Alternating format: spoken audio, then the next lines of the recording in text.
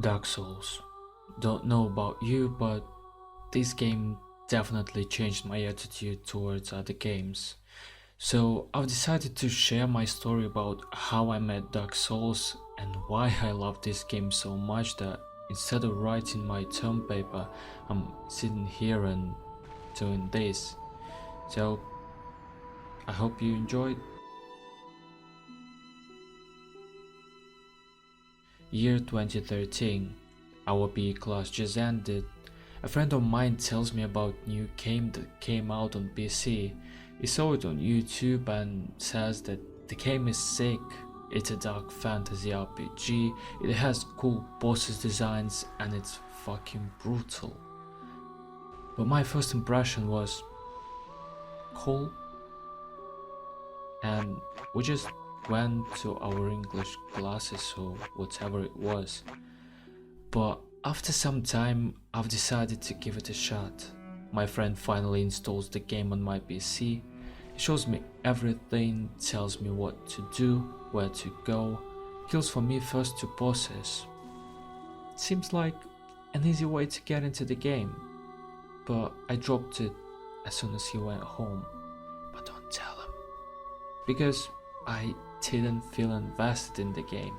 The hardcore gameplay, the calling cards of Dark Souls has just passed by me. The starting experience was ruined because all the difficulties were solved by other person. And yet, another attempt has had no success. But what really got my attention was the world that Hidetaka Miyazaki created with his team. After watching some videos and getting more and more interested in the game's world, I wanted to give Dark Souls another shot. And I did. I bought the game and started from the very beginning. And guess what?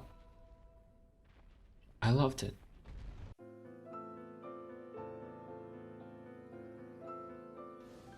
The first thing that has blown my mind was the way devs implemented online elements in a single player experience. It's like MMORPG, but instead it's fun. And they've added multiplayer not only for the sake of multiplayer, it also perfectly fits the game's lore. And I'm not going to dive deep into it. God bless who have Bati. I'll just mention that basically you may be the main character of the story, but there are a lot of similar worlds where another chosen undead is doing the same things you do. And because the fire fades and the world is dying, time in Lordran is stagnated, which allowed those worlds to overlap. In the game it reflects in a lot of ways. You can see other players' bloodstains, you can hear them ringing the bells, you can see their hints and summon them as phantoms through the signs. Having your fella next to you doesn't ruin the experience because this is how the game was intended to be.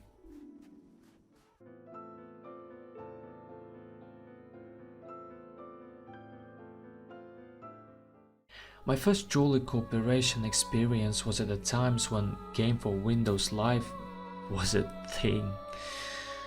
You were lucky if you saw a sign, and even more luckier if you were able to summon the Phantom.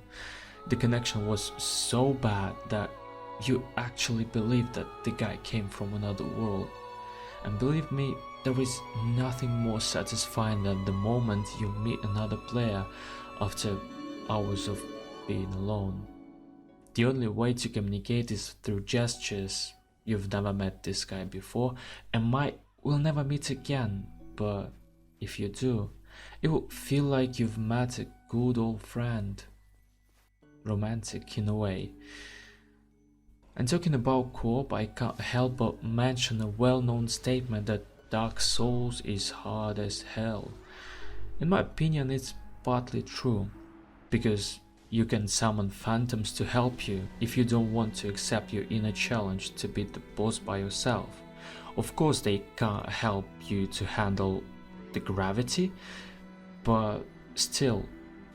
And that is fine too. There is no wrong way to play the game if it makes the game fun for you.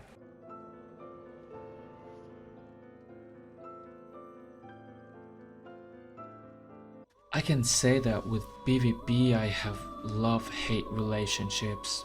This might be my favorite part of Dark Souls, yet the most hated. On the one hand, you can invade other players' worlds just to kill them and point down at them, but on the other hand, other players can invade your world just to kill you and point down at you. You can die in a second because of broken magic or a gang squad, or you can punish those casuals. Amazing feelings.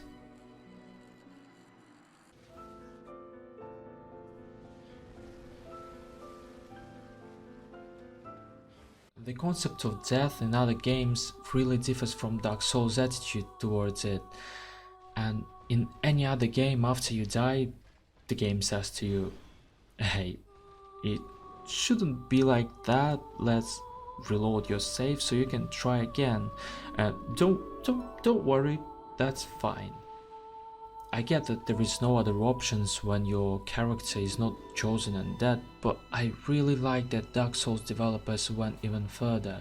They've made death their feature, not the tool for rewind, but the tool of moving forward.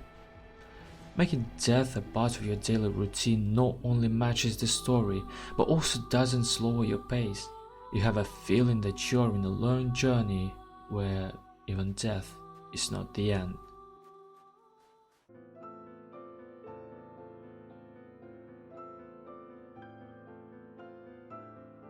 Exposition of the world is amazing. Dark Souls is not like any other game.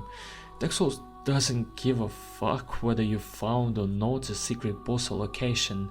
It doesn't need to tell you everything just to make a better impression on you.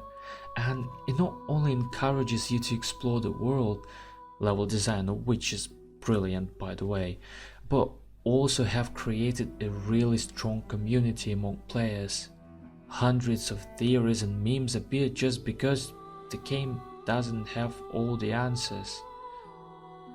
Insignificant game mechanics have always been a reason to give a game extra points.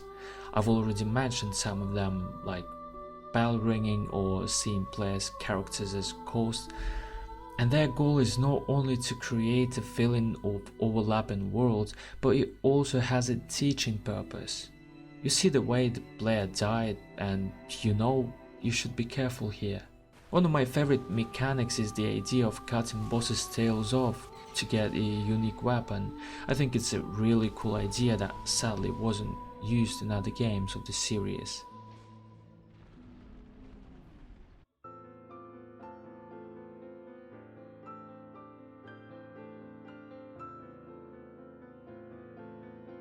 And to sum it up, I'm glad that I gave Dark Souls another chance, because this is what I still enjoy playing. Even this channel started because of Dark Souls, and I really want to hear your stories. Tell me about them in the comments, and don't forget to hit the like button and subscribe, so we can wait for Elden Ring's release together. Thanks for watching, bye.